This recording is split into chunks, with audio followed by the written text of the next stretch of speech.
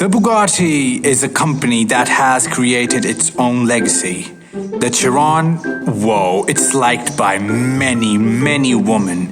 And if you're chasing women, you're going in the wrong direction, my fellas. Bro, what are you talking about, man? Let's have a little dad talk. I'ma tell you what your dad did not tell you yet. You have to chase cars and then see the woman will be chasing you, because even if you look like this, it don't matter anymore because you got a Bugatti. This is all you need to know about a Bugatti. Let's get a ride in the Bugatti now. Oh shit, here we go again.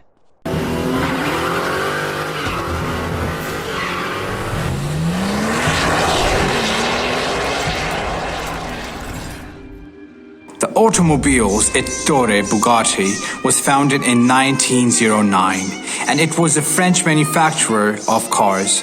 You know Bugatti has got the power and the beauty. You can call it Beauty and the Beast, actually. The Bugatti company could have been eliminated from this world in the 1940s because Ettore Bugatti's son, Jean Bugatti, died. And after the death of Ettore Bugatti, which was in 1947, there was no successor to lead the company. However, in 1987, an Italian entrepreneur bought the brand and revived the company. Then in 1988, the Volkswagen company purchased the rights to the Bugatti marque. We will also discuss the specs about the recent Bugattis, which includes the Veyron, not so recent than the Chiron, and let's also take a look at the Devo. But first, let's talk about some history to give you guys a clear picture. No, God! No, God, please, no! We do not care. So, as I mentioned before, Ettore Bugatti was born in 1881 in Milan, Italy. His family was an artistic family which includes his dad Carlo, his brother Rembrandt Bugatti, and his grandfather Giuliani Louis. But Ettore, he did not like the art which his family was doing. He wanted to do something new. By something new, you know, he wanted to make freaking fast cars. His dad was like, you can do whatever you want. Then he joined Preniti Stucci, which was a sewing company at Milan. And just before Ettore joined it, they shifted from machines to making motorized tricycles. As the company had a bike of an engine of one cylinder, then Bugatti added another one and named it Type 1. The Type 1 participated in races and won, like every other Bugatti. Sheesh! In 1900, the Bugatti Type 2 was born, which gave the Bugatti car a start. Then his friend assisted him in the car. This was a freshly built 3.1-liter engine which had 4 cylinders. By the way, his friend's name was Count Guignoli. Do you even know how fast this car could go? 38 miles per hour! Pretty fast, right? Well, not nowadays, but yes, back in the day, obviously it was the fastest thing. Very luckily, Ettore achieved an award with this car. Now comes the story of Ettore and Baron Dietrich. After he saw his work, he was so amazed at him, and he gave an offer, which was to be a technical director in Niederbronn. With this talented man, they produced Bugatti Type 2 cars inspired by the Bugatti's design. Then eventually, as the time flied by, more of them type cars were made. The Type 5 was a 12.9-liter engine. Then he wanted to shift things up. He then started working at a motor company named Deutz. Then the Type 8 and the Type 9 were produced. After gaining all the experience, he just wanted to build his own car company. Then boom, he built the Bugatti Type 10, which was a prototype. And after that, he stopped working with the Deutz. just a few months after his son Jean was born. Then the Bugatti had its own factory, which was named Automobiles A Bugatti. Hey, wait. Why don't you guys just smash that subscribe button?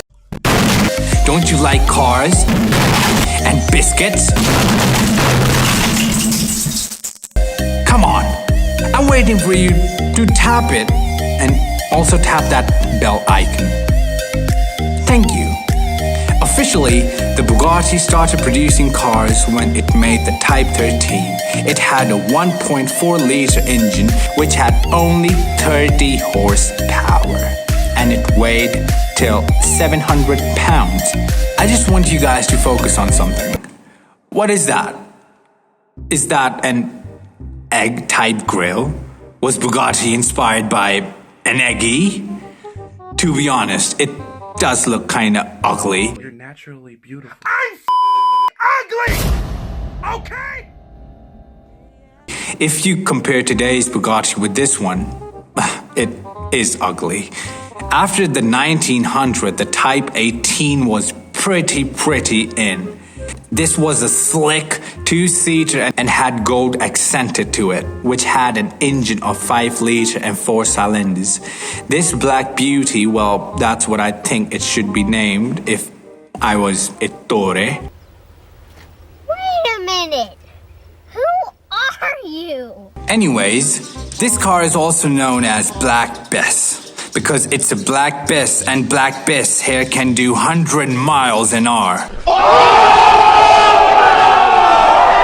When the business was gonna hit the boom point, there was some news going about the war, and they wanted that all the production should be stopped, and they arrived at Ettore's door like... FBI, open up! After the war, something weird happened. The place which Ettore had his factory was now a part of France. Well, it's weird that it's not weird, like it's normal. Things like this can happen in wars, right? When in France, the Type 13 was the first production car, and people really liked it. And it also won the Grand Prix. Bugatti produced many cars and it was starting to get famous. But I'm sure that some of you might know the Bugatti Type 35. Guys,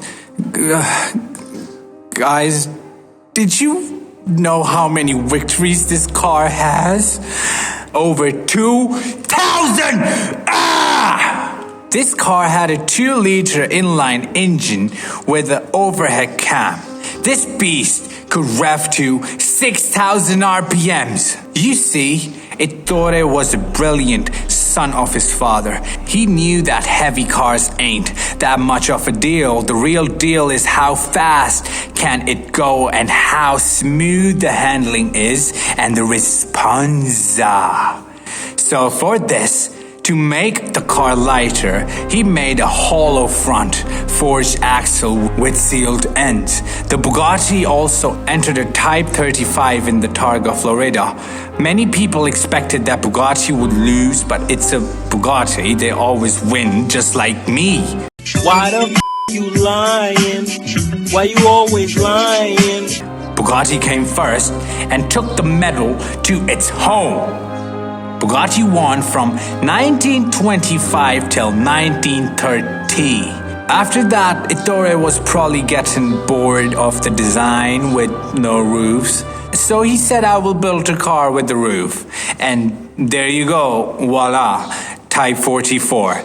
When the Type 41 was released, Bugatti was beginning to get the taste of luxurious and wealth. When people sat in it, they said, let's go, baby.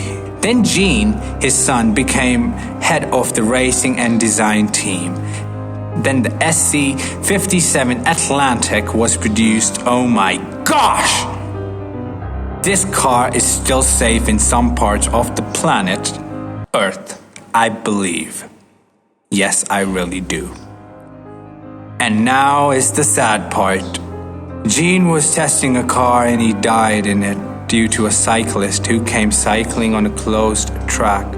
When he saved the cyclist, he hit his car in a tree. And then the World War II was started.